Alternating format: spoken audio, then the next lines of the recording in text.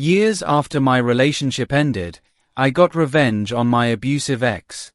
Throwaway account just in case. Please subscribe my YouTube channel. For a bit of context. My, currently 37F, narcissistic abusive ex-husband and I split in 2018. We had a horrifying relationship, to the point my sister thought I was going to be a story on Dateline or Crime Junkie. My ex was often threatening, physically violent, manipulative, emotionally and financially abusive. When we had first gotten married, he was in desperate need of a new vehicle. He was extremely financially irresponsible, and later caused me to go into $10,000 of debt on top of his own $50,000. Because of this, he was not going to be approved for an auto loan, so he made the decision to lease a new vehicle, but he would require a co-signer. Since we were married and I had really good credit, I was obviously the one to co-sign for his new vehicle. Somehow, he had also convinced me to have all of the lease payments come from my bank account. A few months later, I was involved in a car accident, where the other driver T-boned me, and completely wrote off my car. As I was waiting for my insurance payment to come through, I started the dreaded act of car shopping. My ex tried to convince me to use MY payout to purchase him a manual transmission BMW. That was triple the amount of my payout. This was the first time I finally stood up to him. I flat out refused to buy him this vehicle. 1. Because I cannot drive a standard vehicle. So why would I purchase it, if I wasn't going to be able to drive it? And 2. If that was the vehicle he wanted, then we should get rid of the one we leased, and he could purchase that one instead. He got mad, called me selfish for not getting him a car, and gave me the silent treatment for a couple of days. It was after this, I made my decision it was time to go.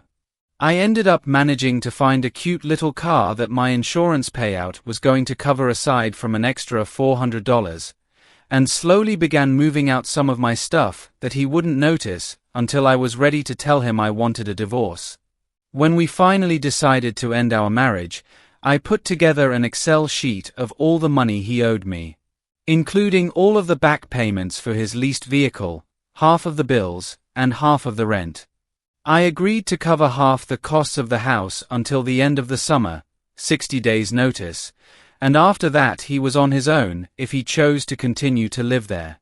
He was also responsible to transfer the payments of his car to his account, get a new co-signer, and get my name taken off of the lease. Within a week of us officially ending our marriage, he already had a new girlfriend. He had gone around telling people we split weeks prior, and when people reached out to me, I told them the truth that we had only just recently split, and I had just moved out of our house. He boldly posted photos and videos of them together, talking about how she was the love of his life, and all of the other typical love bombing. Eventually he really slipped up, and posted a photo of his new girlfriend, driving his car. The one that was still in my name, that payments were still being taken out from my account for. The bitter, angry, jilted, petty ex-wife had officially entered the chat. Knowing that he was still using my Netflix, I changed the Netflix password, while knowing he was in the middle of watching a series, and also called our internet provider and cancelled the internet. I sent him a message, explaining that since he was so keen on having a new girlfriend stay in our home, and drive our car, he had 24 hours to get my name off of the lease, and maybe she could be his new co-signer. This was responded with a seething message the following morning, about how he was waiting to hear back from the leasing company. I needed to calm down, that these things take time and it's selfish of me to demand things to happen so quickly. That was it. The gloves were off. I called the leasing company, spoke to a very nice lady on the phone, explained the whole situation, to which I received a calming, "Don't worry darling, I got you." Within 20 minutes I was speaking to a leasing agent, who had informed me that he had never contacted them about removing me from the lease or changing the payment account, but that she was working on paperwork that I would be required to sign to remove my name, and he was going to be notified the following business day about the changes legally required for his account. I thanked her profusely, hung up, and proceeded to text my ex, saying if he's going to lie, to make sure it's at least one that I won't be able to check, and to keep an eye on his email for the forms required to be signed ASAP.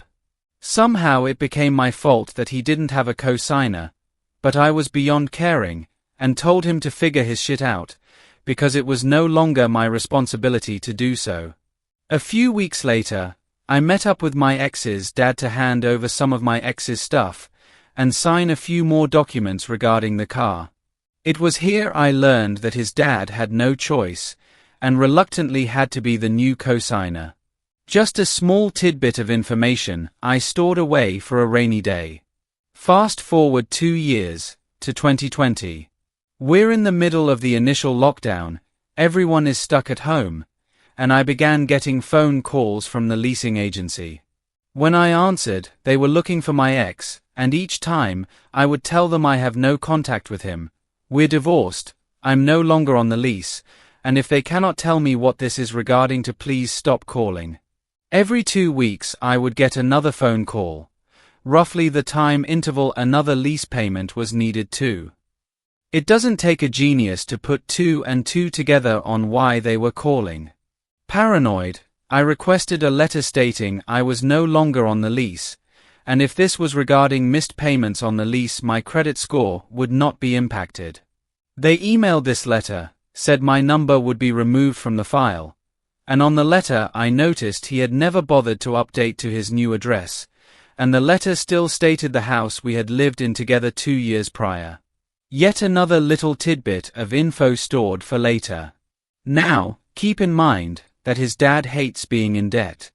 Hates anything that could impact his credit score, which is why he reluctantly became the co-signer. Sure enough, 2 weeks after getting my letter from the leasing company, I yet again received a phone call from them. This had now been going on for roughly 4 months, and I was tired of getting the phone calls, which would constantly throw me back into thinking about him, and reliving the whole ordeal. Thank goodness for a good therapist.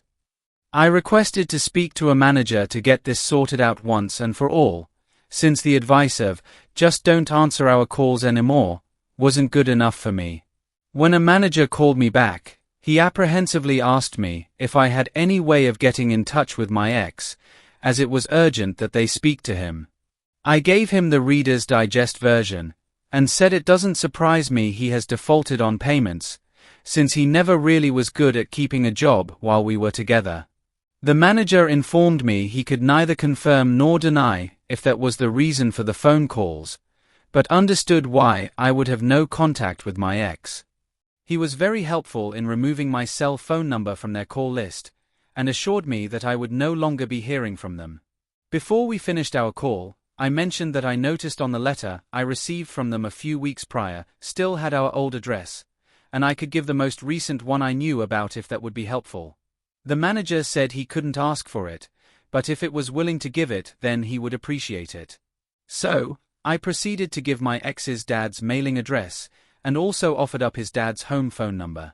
Again, he couldn't ask for the number, but would take it if I was willing to give it to him. After that, he thanked me, and wished me well. I hung up the phone knowing that the next phone call that manager was going to make would be karma coming to my ex, in the form of 5 feet 7 inches Jewish man, who hated anything that would impact his credit score, and would absolutely lose his mind knowing if his son missed one, never mind at least 8 car payments he was a co-signer on. Sometimes revenge really is best served cold. Thanks watching my video.